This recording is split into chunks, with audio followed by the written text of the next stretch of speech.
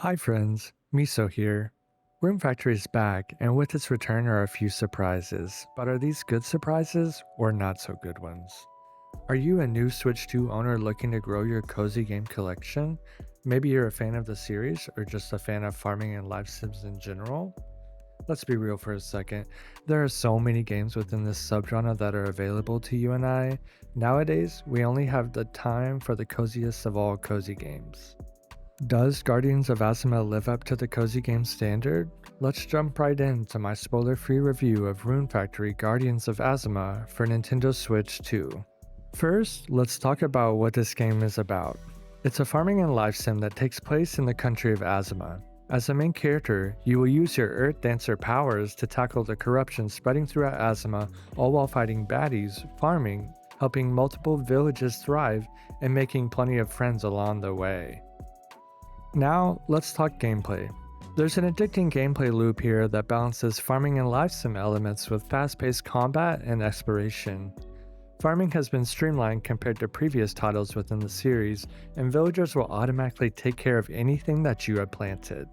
Planting and watering crops manually is also much faster than previous Room Factory games, as you can use the new Switch 2 mouse controls to get the job done with an overhead view.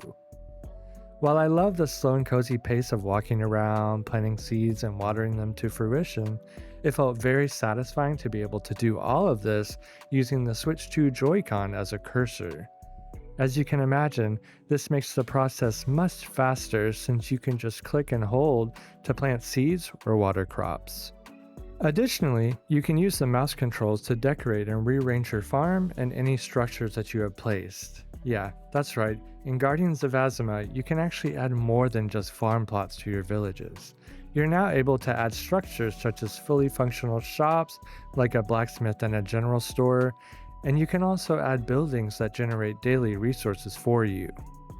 Once these shops are placed, you can assign villagers to run the shop so that you can actually shop from it. Next, let's talk about the villagers. Compared to previous titles, there are quite a few ways to grow closer to your friends in town. As usual, you can chat with the villagers daily to boost your relationship, and can also go on outings to spend quality time together. In Guardians of Azuma, you can also recruit 3 villagers to act as your party members as you explore and fight enemies. Each villager has an assigned class, such as an attacker, healer, tank, buffer, and debuffer. While there are a lot of relationships to maintain across multiple villages, trying out different party members as you explore can help you increase your friendship level. This helped me feel closer to each villager while also tackling exploration and combat at the same time. This streamlined multitasking of systems was a lot of fun. Combat feels fluid and fun, with a decent amount of customization through weapon choice and skill trees. Weapons include a short sword, long sword, talismans, dual blades, and a bow. In addition to weapon choice, you gain access to certain spells or dances as you progress through the story. These spells can do things like healing party members, helping you access blocked off portions while exploring the field, and dealing lots of damage to your foes. While combat was very satisfying in a hack and slash sense, there's not a lot of difficulty going on here. Chances are that if you're looking for a good cozy game, you're fine with this. Personally, I didn't mind it. Exploration was exciting, always with new enemies and collectibles around every corner, and traversal was a lot of fun when using your Earth Dancer powers to help you get around. Map design brought a new level of adventure that has not been seen in previous titles. Next, I wanted to mention the plot. There's not much to be said regarding the plot of Rune Factory Guardians of Azuma. While each villager was interesting and fun to interact with, the overarching narrative of the game kind of relied on generic and repetitive tropes to push you to the end. Thankfully, I don't have much of a problem with this, as when I want to play a cozy game like Rune Factory, I'm more so looking for a fun gameplay loop rather than a dramatic and fascinating story. Next up, graphics and performance. Visually, the graphics lean toward a PS4 era jrpg-like aesthetic, with your main character model that can appear slightly blurry when docked, especially on a higher res display like my 1440p OLED. That being said, the art direction more than makes up for it. The world is genuinely beautiful in its own cozy way, with a soft, painterly style and rich color palette. Each village has its own visual identity, from a cherry blossom filled town bursting with springtime pastels to a snowy settlement blanketed in white and blue hues. These contrasts kept the world feeling fresh and inviting as I explored new areas.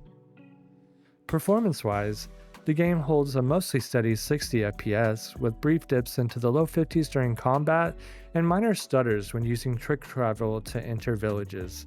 These hiccups were noticeable, but never intrusive. They didn't pull me out of the experience. Now, handheld mode on the Switch 2 is where the game really shines. The art style scales perfectly to the smaller screen, and the character blurriness I noticed in docked mode was far less apparent. If you like playing cozy games curled up on the couch or on the go, handheld is the best way to experience Guardians of Azuma. Now, let's talk about music and sound design. To be honest, the music in Guardians of Azuma didn't stand out to me, especially when compared to previous Rune Factory titles. It's not bad by any means, but there weren't any memorable tracks that stuck with me throughout my playthrough. That being said, the soundtrack serves its purpose as a calming background ambiance. It blends into the experience without being distracting, and it complements the traditional Japanese-inspired setting with its subtle instrumentation. Welcome. The English voice acting, while serviceable, lacks some polish in terms of direction and delivery. It wasn't a deal breaker, but it didn't elevate the narrative or characters much either. Where the game really shines is in its sound design.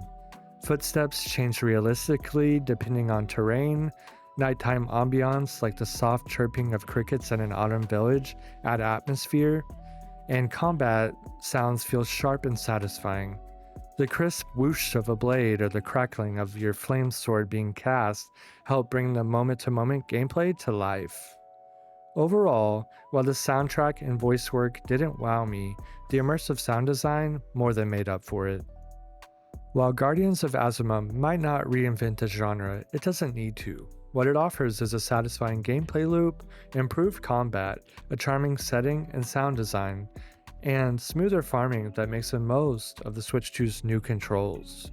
For fans of the series, or anyone looking to unwind with a charming, low-stress adventure, Rune Factory Guardians of Azuma earns a solid 8 out of 10 from me. Despite its flaws, this game easily earns a spot in my cozy game collection. Have you played Guardians of Azuma, or are you considering picking it up? Let me know in the comments how this game compares to others within the genre or other Rune Factory titles. Thank you so much for watching. This is actually my first YouTube video, so if you enjoyed it, a like or subscribe would mean the world as I continue to grow my channel. Until next time, see you later.